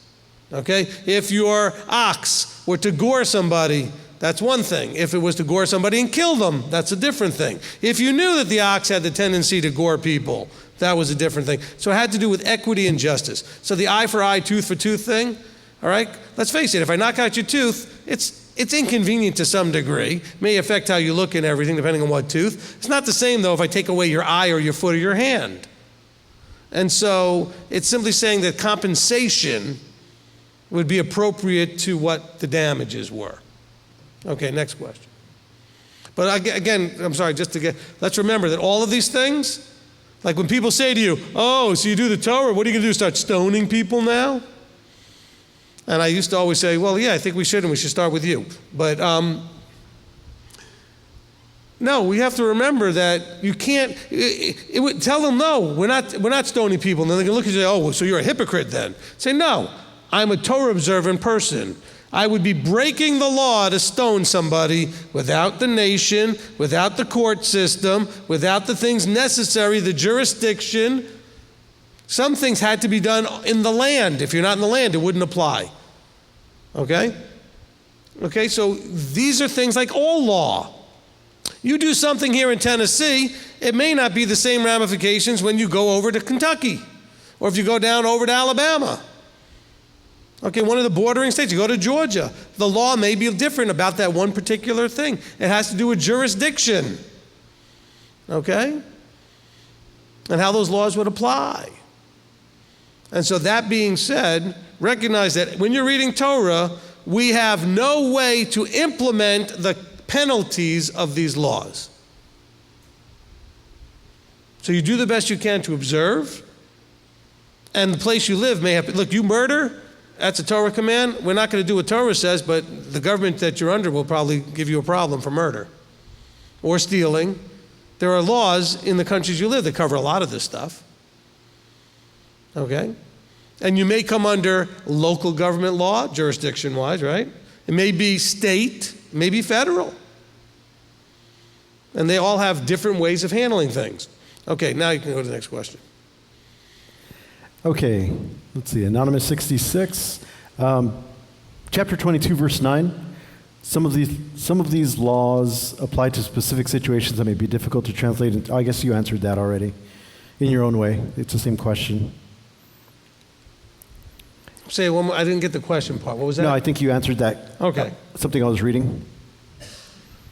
Look, I mean, we can apply the parts that say things like, if you have your neighbor's thing, not the thief here, but if you have your neighbor's thing, it says that you need to return it. There's going to be verses that talk about that. And if you don't return it, then you owe them back compensation and all these kind of different things. Now, when we're talking about thieves, any kind of breaking of law, criminal activity, let's call it that, okay? There's not much we can do for criminal activity scripture-wise, but your place that you live in, if you're a Canadian, you're an American, or whatever country you live in, there probably are laws that deal with criminal activity. And so you're going to have to be under that now, because remember, you're not in the land, in the cohesive nation with its laws. You are in Babylon. You are in Rome, whatever you want to call it. You're in the dispersion. Okay, next question. I was going to go back to that same one only because I think you may have answered it, but they may not have known that you answered it in a specific way. With 22:9, how would one go about coming before Elohim for clarification? They're unclear of those issues. Okay, 22:9, for every matter of transgression, for ox, for donkey, for sheep, for garment, or for whatever is lost, which another one claims to be his, let the matter of them both come before Elohim, and whoever Elohim declares wrong, repays. Okay, the way you do this is you have to go through leadership structure. You don't go before Elohim. Elohim's not going to talk to you. Okay? The way you go before Elohim is that's the Deuteronomy 17 courts. You go before the structure. Okay, let's look at a verse, for example, in chapter 23 and in verse 20. See, I am sending a messenger before you to guard you in all the way to bring you into the place which I prepared. Be on guard before him and obey his voice. Well, what messenger was going before them? There was a pillar of cloud, right? And so whenever the cloud moved, they moved. But was the cloud talking to everybody? No. Who did it talk to? Moses at the tent of meeting. That's when the conversations between Elohim and a human being took place. But it did say here, be on guard before him and obey his voice. Do not rebel against him, for he is not going to pardon your transgression, for my name is in him. But if you diligently obey his voice and shall do all that I speak, then I shall be an enemy to your enemies. It's still talking about the vertical process. The people are not hearing any of this directly, okay? They're hearing it through who? Moses and then the 70. You know, when the spirit that was on him gets put on them. Okay? Which we haven't had happen yet, right? But that's going to happen. And so this is the deal, right? And so you need to understand that when it gives you, like in 22:9, I think that's the answer that you were looking for, Manny, right? Okay? Is that you don't go before Elohim like you're going to go stand out in the field and look at the sky. That's not going to get you anywhere. You go before those that stand as representatives of Elohim. Find the anointed appointeds. Now, for them, it was relatively simple. Moses and Aaron set that structure up in the way Elohim, instructed them. Because at some point you then see in 24 and verse 3, okay, if you continue, it says, and Moses came and related to the people all the words of Yahweh. Oh, Moses related all the words of Yahweh. And all the right rulings, and all the people answered with one voice and said, all that Yahweh spoken we shall do. It also says that in 24:9, that Moses takes Aaron, Nadab, and Abihu, and the 70 elders of Israel, and they saw the Elohim of Israel under his. So that's the communication through Yahweh, through leadership, through the people. Okay? So for all of you that say, oh, but I got the Ruach, and the Ruach is going to, well, okay, whatever. All right, I'm not going to ever win that argument with you. Okay? I don't see that anywhere in Scripture. Yes, you have the Ruach, and yes, the Ruach has an incredibly important and valuable purpose in your life. This is not it. Okay?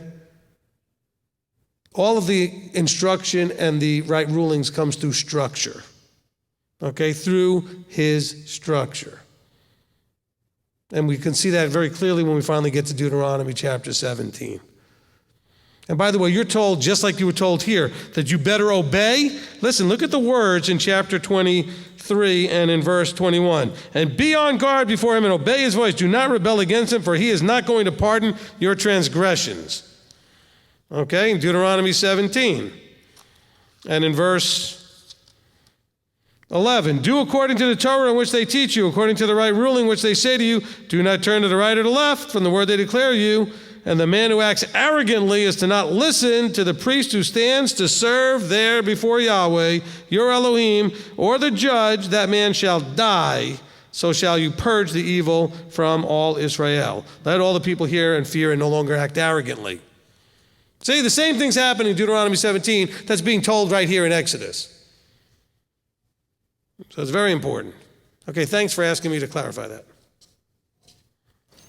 Okay, awesome. Olivia and Janet Hoffman, 22 through 23. Does this include single moms with no support from their dads, with no support from their dads of their children? Can you give us examples of how this applies today? Again, none of this applies today because there's no way to implement it. Now, the ministry today can, if you come before them, try to help in a benevolent way those that are widowed, fatherless, in some sort of adverse need for benevolence, okay? Some handicap, some situation where they've been, say maybe a husband has been taken at a young age or, ended up being just a deadbeat and whatever left the family in some sort of lurch. There's ways the ministry can help to guide you back onto your feet and help in whatever way it needs to. But remember, these things are not applicable today that need to have a structure that doesn't exist yet today. All right? All we can do is try as a leadership to help those that we can, the best we can when they come to us. All right? And we do. Okay, we do. We help a lot of people. All right, next question.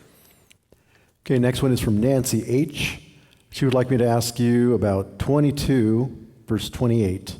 What does do not revile an Elohim mean? Okay, it doesn't say an Elohim. It says don't revile Elohim, meaning Yahweh here. It says don't revile Elohim nor curse a ruler of your people. He's trying to, again, go back to the whole idea of respect. We're not respecting people. Now, maybe your translation says an Elohim, okay? I like the older translation. Look, it says don't revile Elohim or curse a ruler of your people. In other words, you got to keep your vertical respect correct.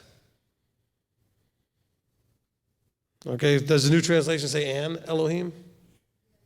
Okay, well, I don't know why they did that. Oh, they put Elohim in a lowercase? Okay, see, that makes no sense there, okay? This is, in the context of the second part of it, don't curse a ruler of your people, it's saying you got to maintain your vertical respect. Okay, the top being Elohim, the next being the rulers of your people. All right? I don't know why they chose in the newer version to put a small e and put an in there, but I'll look at the Hebrew again. I think there's a mistake there. And then I'm reading out of the 98. In 98, there's a capital E and there's no an. Okay? Okay, next one, Philip Mason. It's so awesome to see how our Elohim cares about how we treat others. His question is on chapter 22, 28.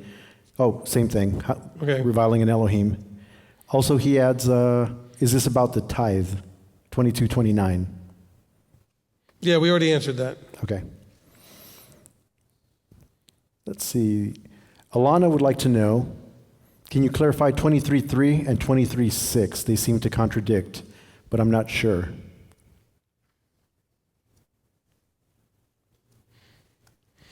No, look, one is talking about they're both talking about the same thing.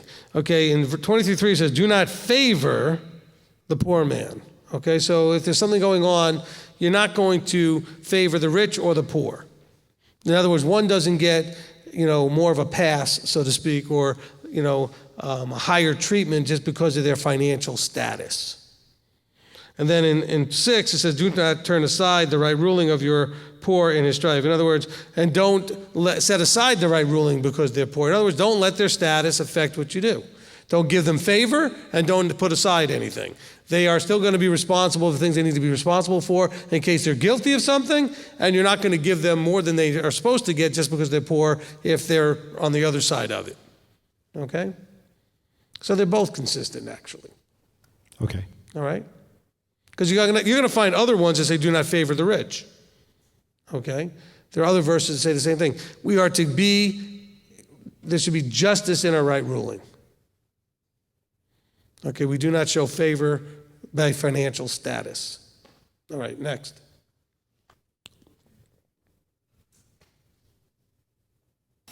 Mercy would like to know,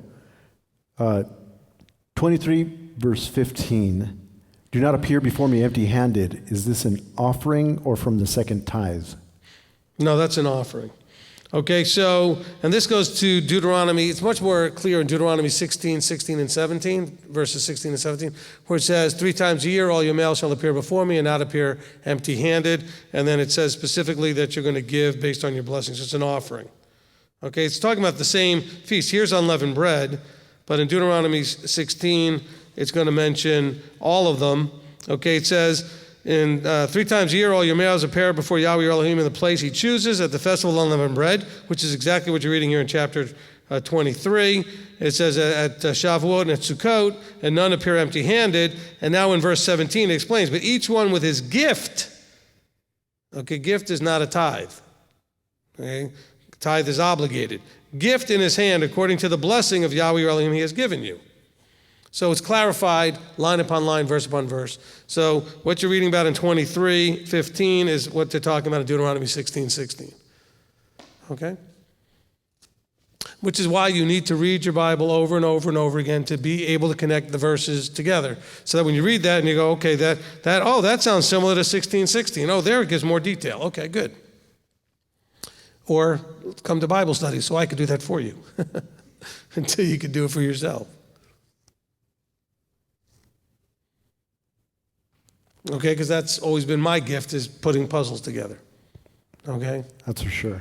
All right, so that's what Yahweh does with the Ruach with me, is stirs to remember all the pieces that belong together as they come up. Okay, what else? I think I'm going to touch on the same thing again. Exodus 23:20 through 23. There's 2 questions there regarding... Yeah, we covered that. We did? Okay. So that was the whole obeying the voice thing. Yeah, and another person asked also, was that messenger referring to Yeshua? Well, yes, but not, in an indirect way. We're talking about that there was a messenger. Because remember, in the chain of command, how do I explain this? Okay, I think we can do this very simply. In the chain of command, whoever you're listening to, you're still listening to the Father or the Son in the same command. When you listen to the Son, you're listening to the Father. Yeshua said that. When you listen to Moses, you're listening to the Son, you're listening to the Father. Whoever is the connection point that you're listening to, it's like you're listening to the ones above them. So this messenger in the cloud, was it literally Yeshua? No. Okay? Not necessarily from that point of view, because you have Yeshua is the voice that you hear on Sinai. Yeshua is the lawgiver. But this messenger, which stands in that position as an ambassador. When you're an ambassador, you are to be treated as if you're the person themselves. When you come representing the king, they treat you just like they treat the king because you represent the king. That's why when Pharaoh threatens Moses with death, it's like he threatened the king of the universe. That's part of why Yahweh came down so hard. Oh, you don't threaten me. Oh, but he didn't threaten you. He threatened Moses. No, you threatened Moses. You threatened me. Which is why we've told people, be really careful when you attack your leadership. We had a lady attacking me really strong one day, and it was over something really dumb, like playing ball after services in a building we were renting or something like that. And she had a meltdown because I said that her kids couldn't do it, because we really didn't have permission anyway in the building to do that kind of thing. And it was going to knock down some of the equipment and everything. And she just wouldn't stop. And then my wife heard her in one of the rooms still going on and on. And my wife looked at her and said, look, if my husband's anointed, appointed, you might want to just cool that down a little bit. Because and I'm not claiming to be anything, but if I stand in a position of representing him and you start blah, blah, blah, blah, blah, and he sees me that way, not you. It doesn't matter what you see. Remember, everything's about how he sees it. And if he sees me that way, or whatever leader you're bad-mouthing, he sees it like you're doing it to him. So be aware of that. So was that Yeshua in the cloud? Yes, maybe not directly. Okay? It doesn't tell us. I mean, we see the hints when we see the word messenger. We like to think of it as Yeshua. And the voice of Yah is certainly Yeshua, but it doesn't mean that he's actually doing all the speaking. James, John, Peter, and the rest of them were all speaking Yeshua's words. They were anointed, appointed. They were discipled and trained. They were to be listened to like listening to him. And then everybody they would disciple after that.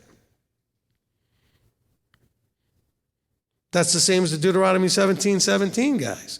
Hey, he said, whatever they say, you don't go to the left or the right. You do exactly what they say. Otherwise, and this is really hard for the rest of you out there to understand, when you don't listen to the leadership, if the leadership truly is anointed to be in that position, you are being arrogant. And this is a big deal to your king.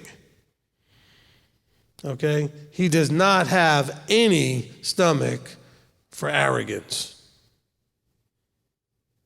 He wants humble. He wants submissive.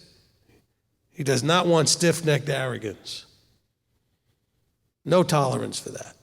I'm not saying in a wrong way. I mean, Yahweh is full of compassion and everything else. I'm just saying is, you want to do something that he definitely is not pleased with, go and be arrogant.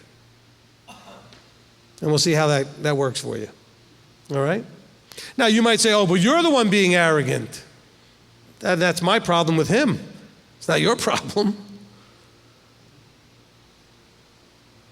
I worry about that plank in your own eye. All right, next question. It's already 10 o'clock. You got anything else really? So good. There's only 3 left. All right, let's try it. All right. Selena wants to know on Exodus 24, 7 and 8, would it be the same as reading 1 Peter 1, 2? 24 what? 24, 7 through 8. Okay, comparing that to Peter. 1 Peter 1, 2. 1 Peter 1. I think she had a light bulb moment regarding the sprinkling of the blood. Right, hold on.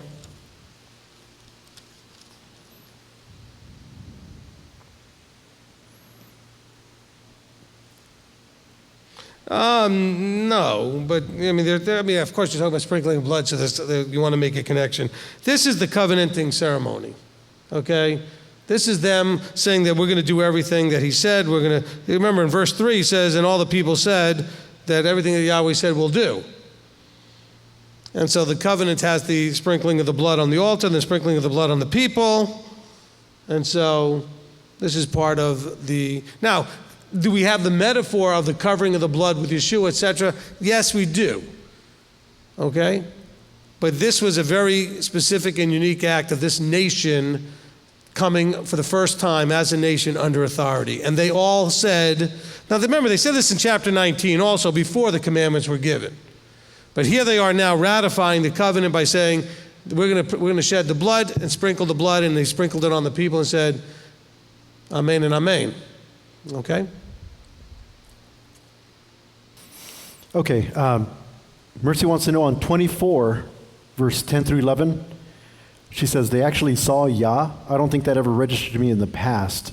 That must have been a moment of awe and fear. How do you go from that to the golden calf? Okay, so, here, remember, he only took very specific people. And these people are having a vision just like when James and John and Peter were taken with Yeshua to see a vision. They got to see Moses and Elijah, etc. So I think I can feel confident in guessing here that this is a vision, not a literal. Okay, this is not like when Moses said to Yah, I want to see you, and he had to hide them in the cleft, okay? Because they're getting a vision of the paved work and the sapphire stone and the heavens and for the brightness and all this other stuff. They're being blessed with a vision of something that they would need to inspire them to now be the men serving these 2 to 3 million Israelites. All right? With the burden that this was going to be major inspiration to help keep them where they need to be. Of course, it doesn't work very well for Nadab and Abihu pretty quickly, but, Wow. okay? Okay, last one. King's daughter would like to know, Rabbi, can you please define what a widow is according to the Bible? What is? Widow? A widow. According to Scripture. I don't know that it would be any different than what we would think of a widow is. I mean, this is someone who's lost their husband, okay, or a widower, someone's lost their wife, but really this is all talking about the women. The men were expected to provide and take care of themselves. Okay, so the widows, you got to remember the ladies had a very different status than they do today. They really were very limited in how they could take care of themselves. It was also, in some ways, a much more dangerous world if they were by themselves and uncovered, because there was a lot less likelihood that men would get in any kind of trouble for doing things they shouldn't do to women in the worlds that they lived in. Okay, and that's where we get the stories of all the raping and pillaging and all the stuff that would go on in ancient times. And so they wanted to make sure that those that did not have a man to cover them were going to be protected and provided for. So that's why widows are talked about, more than say widowers. Okay? All right. That it?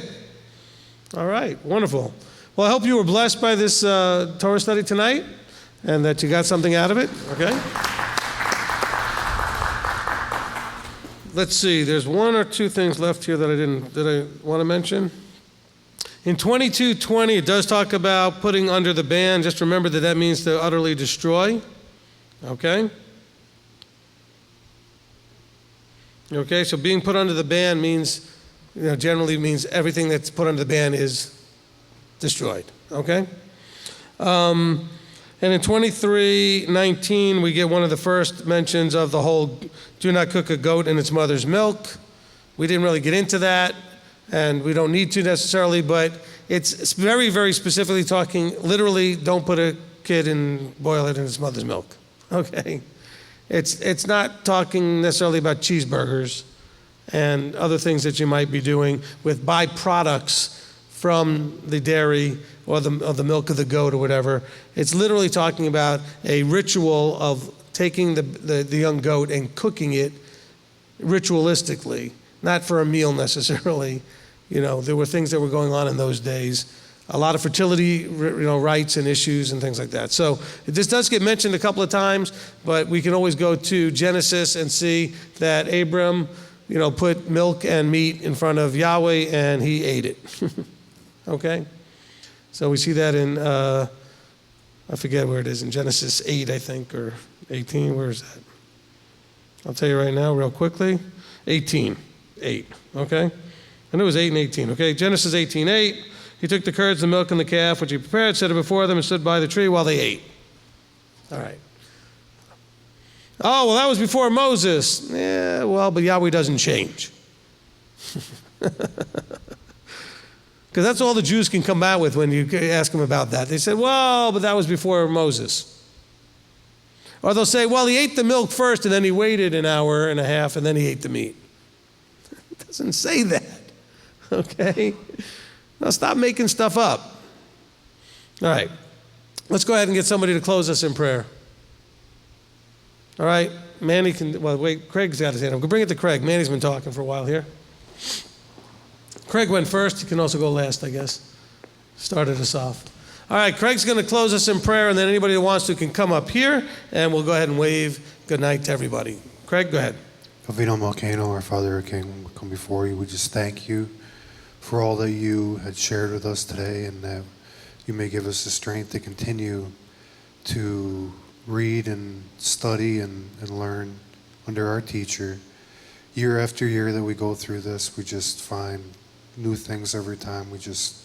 Your word is immense, and we thank you for all that you do and for all that you will do.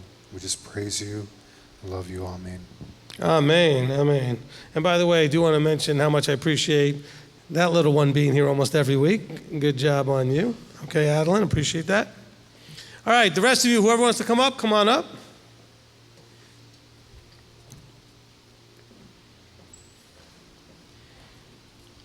See, I see everybody come up and a daughter appears.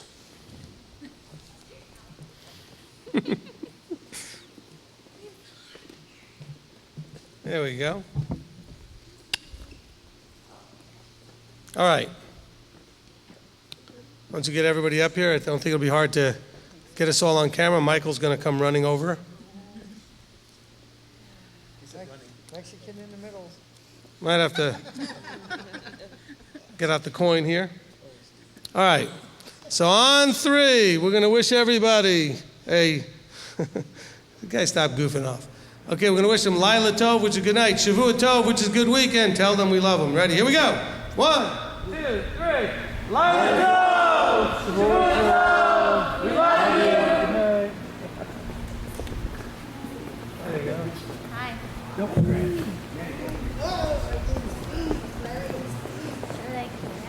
Good.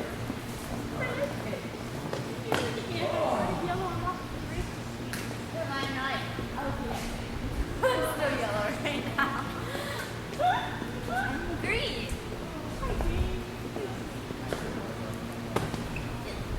I'm burnt orange. Not all of us can be perfect. City Cafe or Stevens Hall?